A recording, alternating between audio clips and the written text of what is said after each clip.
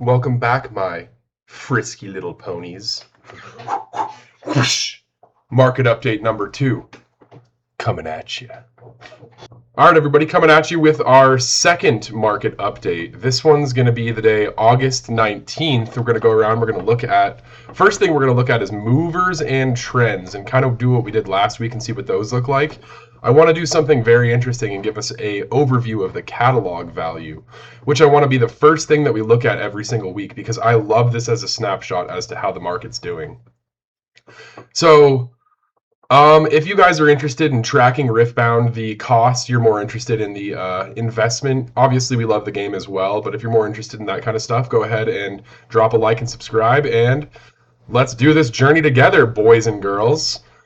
But so what we have right here is value over time of Riftbound as an entity. And this is a really interesting thing because it shows you when sets were released, the value of the sets. So we can see things like right here beyond Unleashed, we had a slump. We had a slump where the market kind of stagnated for, I want to say, a whole month, maybe a month and a half, where you didn't see any increases really across the board on anything. Obviously, there was pockets of like this has become playable, whatever it is. But the market as a whole was in a slump phase, coming up to basically the T1 announcement, which was in this area here. And it's interesting because you can see that, so let's say May 17th, we had a catalog value of 949 price singles that was $35,793. That dropped down to $33,000 for the exact same supply of singles. But you can see these little jumps and like when they happen. And you can, I think that the interesting thing to take away from this is that the market is still in a really good upturn state. Like we still are seeing positive growth. We have August 4th, we have a total catalog value of $55,464. And we're sitting at $58,500 today. And that's a good sign because that means that there's nothing new that's hit the market in terms of like, you know, an actual card becoming something that's part of the economy. This is just people investing more of their dollars into that economy. So nothing wrong there. Wonderful to see. View all time. This is the all-time graph. This graph will look really interesting as time goes by. And I think it's a really, really good, like, just straight pressure gauge. If this is going up, Riftbound is doing good. If this is stagnant, Riftbound is stagnant. If this is going down, Riftbound is going down. And we'll obviously still see jumps when cards are added. Like right here, this is pre-release of these cards. This is pre-release of these cards. And you know what? I assume this is pre-release of Vendetta. So there's your answer. We're seeing a pre-release boom because all of these cards are being priced in actively. Yeah, there they are, the price singles being added as they're revealed probably. So wonderful chart, wonderful thing to look at. But now getting back to the movers and trends, I want to also try to timestamp this video for you guys if you're ever interested in just like, oh, I love to see the biggest movers of the week, because I know I've seen a couple like Instagram videos that kind of do movers and trends, and I do like that. It's fun to watch. This one seems like an outlier. I'm not really sure why it's there. This one actually has increased that much, but we want to look at 7-day and we want to look at $1 through $5 first. Actually, let's jump straight to 5 to 20. I'm interested to see what that looks like. Wonderful, wonderful. We had Pike see a good upturn after he had seen a good downturn. So Pike is a card that at release of Unleashed, this was a card that found a lot of play, and I think it was Rengar decks. It's really aggressive. You're able to play as an additional cost, play me. When you play me, if you pay the additional cost, ready me and give me +2 this turn. So it's sort of like a clear the board kind of throw. It doesn't cost very much to get this card out there and have it be able to just clear the board. So this card has seen a lot of growth recently, and I assume that's probably because of Prismaticism, a really famous player. I'm pretty sure swept a tournament with Rengar, and Pike is kind of a mainstay in that deck. So we see two of these cards on that list right there. Are just Pike and Pike's alternate art. Very cool to see. Let's go a little bit higher in value and see what we have. So yeah, we have Rengar. Ooh, Vilema! I have this card. I don't really... So, enemy units here with less might than me don't deal combat damage when I hold draw 1. That card just has inherent value. If you're against somebody like, say, like Lilia, who is my main deck, this card, Vilema, is wonderful at just eliminating any capability of doing anything, because how are you going to kill this card? You have to accumulate at least 8 might, and potentially Green's got excellent combat tricks and things like discipline and stuff, so you move in there, how are you going to kill this unit with sprites? If they have, even if you push them to 8 power, oh, Boba sighting, let's go girl. Heck yeah, you cute. But even if you push them up to 8 power, what are you really going to do? Because he could just drop 1 discipline and completely eliminate everything that you tried to put on the board there. Powerful card. You need something like Thousand-Tailed Watchers to take that down in that scenario. So it makes sense that this is a card that will have a long life in the game of Riftbound, for the specific reason that it has something that will stand the test of time regardless. There's certain cards you could just tell that fall into that category, and I think Vilemaw is an excellent card for that. Kind of annoyed that my list isn't updating the way that I would like it to. I'm interested to see the 100 plus what's been upgrading. So we talked about Nasus last time when we talked about Astral Heron. I think it would be a good idea to take a look at Nasus overnumbered and kind of see what happened there. So right here is where I was talking about when I pulled it, and I'm very happy to see that Nasus, along with Astral Heron and other cards, it's kind of an important thing to say that we don't always know what's going to be the like playable legends in the sets. Like, I don't think anybody in their right mind thought that Nasus was going to be playable. I'm pretty sure that I talked a lot about that. How I thought that Nasus was going to be kind of something that is just too hard to attain. You're trying to get to 7 energy plays. You know, then you exhaust him and ready up to 2 runes. I get it. You could potentially have 14 runes cataloged on your board. That's awesome. But that just feels like that's going to take so long. It's so crazy, because when I was looking at this card, I saw it costing $102. I pulled this card and inspected its price at its absolute maximum low. But this card has had excellent results since then because of the fact that things like Astral Heron exist. Imagine you're able to play an Astral Heron and you effectively have 4 additional energy that turn. You are a Haas Delgado. You're a monster with no freaking end in sight. I don't know. I'm getting excited. I'm just excited to potentially try out Nasus, because really all the cards that I've curated are green-blue. That's my cup, and that's my bread and butter. It's my cup of tea. That's my Lilia combo. So love you, Nasus. Mwah. Moving back on. Let's go look at some of the other. This is an interesting one to kind of see, like a heat map. Diana still is getting a lot of play.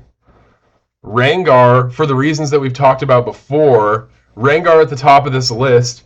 Really, this whole entire market update is a Prismaticism shout-out saying, you the best, buddy. You're specifically, single-handedly dictating the value of the market. Imagine if somebody like him were to, say, decide that Alawi comes out in the next set, and Alawi is kind of lackluster in people's eyes. What if he just bought a gigantic supply of Alawi-based product, and then went and put up some good results on that, because he clearly is able to do this kind of thing. He's clearly more intelligent at like what is the win con to Riftbound than the general public. So imagine a play like that where you're the one dictating the market and you go make a market swing based off of your results. That would be pretty cool. One thing that I wanted to do was check out this Secret Garden box. I think that's enough of the market movers today. I really wanted to look at the Secret Garden box because, first off, it's really cool. I want to pull this up for us real quick. So Secret Garden, Ivern, Riftbound. So jumping over and looking at these promos, I love these promos. I have an absolute, like, deep-seated desire within my heart for these promos. But talking about in market update on these promos, this box is sitting at $77, $80 if you want to buy a Chinese, it's not exclusive, a Chinese variant of this product, because they've now released this product in English. The issue is that the supply and the method in which to get this product is completely cut off to the general public. You basically have to go to one of like 6 different events that they've pre-announced, and they've announced that it's 1 per person, supply is limited. So if you want to buy this box in English, you're kind of SOL, and that's what we wanted to talk about here. Currently, it's 3.25 MSRP multiple, and my question is, Is this going to go down? And I understand that it's going to be released at additional tournaments, but let's look at supply side. Let's go look at TCG Player and let's see how much there is for sale on TCG Player. Because Ivern Secret Garden. That should get us there, shouldn't it? Yeah. So this is the problem that we have, is that there's just not enough supply. We see 9, oh, total sold 59, current quantity listed 18, and current sellers 9. So there's just not enough quantity to push the market down. And like, what's going to happen at the next event? There's going to be another 59 sold. Is that going to be enough to effectively, move the needle? And I would say no. So this is a really interesting product that I don't think that we're going to really see enough of to potentially move that downwards. Unless we see a substantial change in this number, which we're actually seeing kind of like an uptick in the other direction. And unless we see that value over time gauge kind of tick the other direction, I don't think we're finding ourselves a valid opportunity in which to buy the Secret Garden box. Man, another thing that I wanted to look at, I suppose, while we're here is the Aurelia.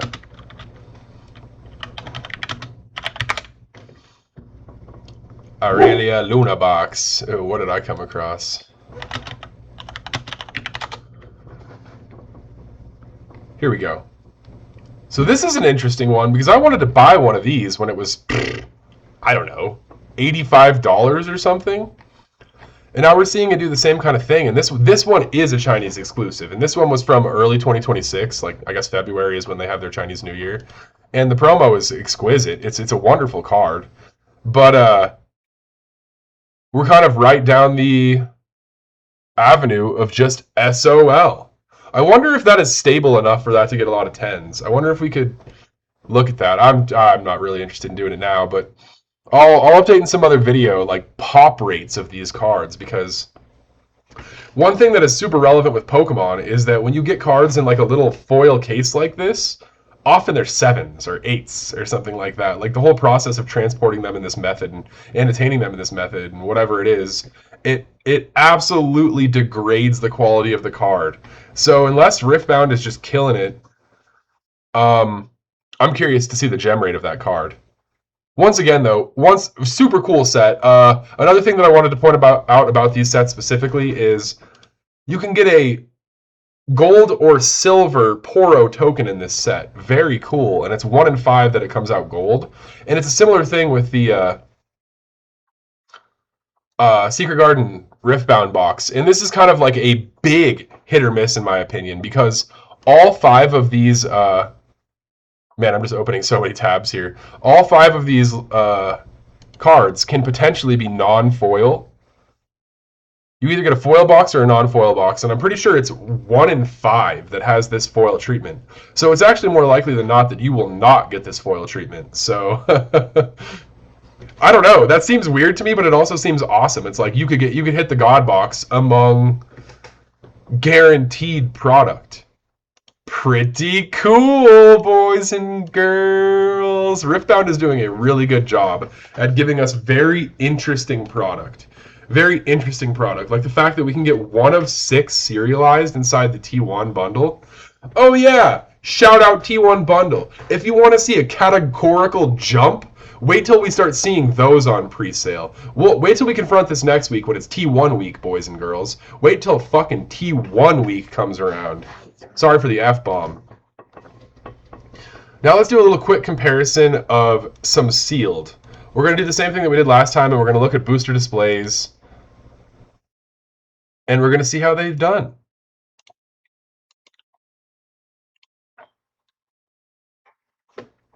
I don't know what to say, guys. They're going crazy. Look at that. Since last market update, we're up. Interestingly enough, I do feel like there's been a kind of a drop following this increase. So I think that, market hype hit a maximum for sealed product. And it's not that it's not going to, it hasn't hit its high. I don't think that that's the case. I think that we're just kind of learning what these products are. But I did say we would see these all trend to meet at one point here between the 250 mark. So remember that I said that. I'm curious to see how that plays out. But we did see a big dip among all these boxes, and then a retrace. So we saw the money re-enter the market. Basically, the dumb money left, smart money's coming back in. All this hype got a lot of people to overextend and basically over leverage their money. And smart money bought back into Origins pretty aggressively. I think that the statement being made by people that are investing money currently is that Origins is the play to make. Based on my reviews and things that we've talked about in which booster box to buy and stuff like that, I think that people are vastly underestimating Unleashed and Vendetta. It's funny, I had a conversation with one of my friends yesterday about how seals are present inside Spirit Forge booster boxes, and that's kind of like they're probably not going to make seals again, but then the question that I have is, how much is the collector weight behind seals? And I know that it's there, but like think of the collector weight behind like overnumbered Poros, or whatever it is, or even from Spirit Forge, like signature unit cards, which have, absolutely gone off the freaking rails in terms of value.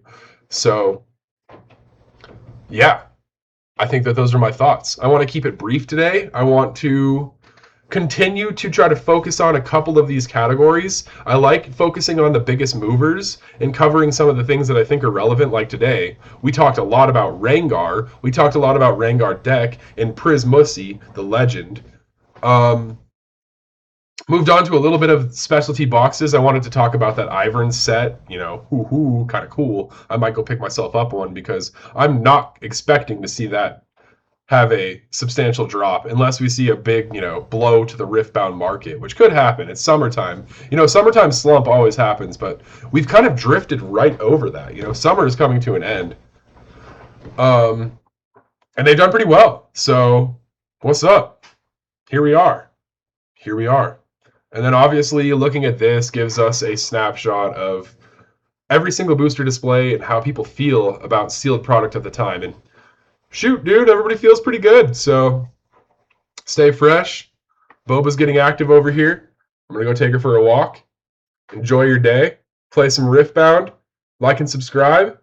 Mwah!